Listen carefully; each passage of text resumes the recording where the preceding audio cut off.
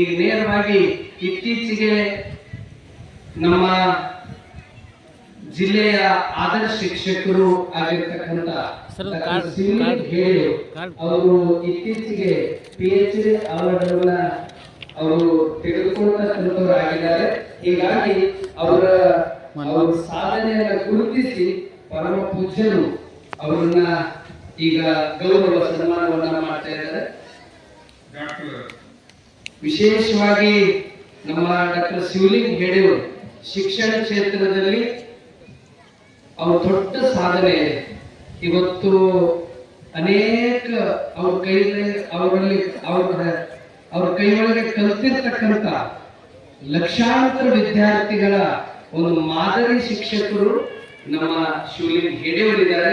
ಅಂತವರು ಇತ್ತೀಚೆಗೆ PhD award ತೆಗೆದುಕೊಳ್ತಕ್ಕಂಥವ್ರು ಆಗಿದ್ದಾರೆ.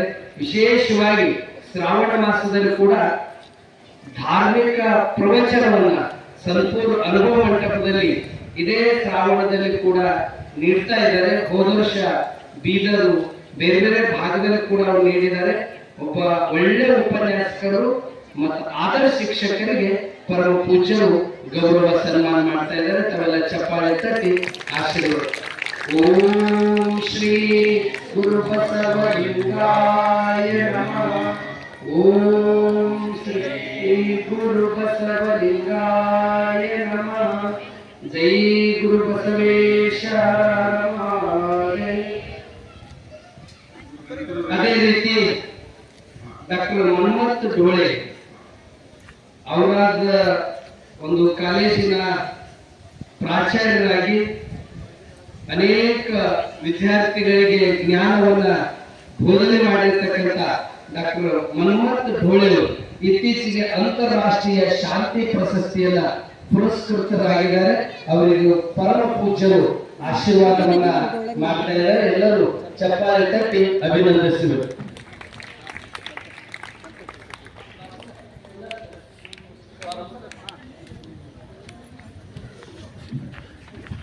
ಇದಾಗಣ ಶಾಣಪ್ಪ ಸರ್ ನಮ್ಮ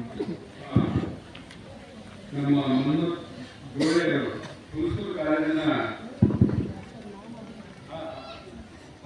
ನಮ್ಮ ಮನ್ಮಥ್ ಡೋಳೆಯವರಿಗೆ ಶರಣೆ ಮಲ್ಲಮ್ಮ ಆರ್ ಪಾಟೀಲ್ ಅವರು ನಮ್ಮ ಹುಣಸೂರಿನ ಕಾಲೇಜ್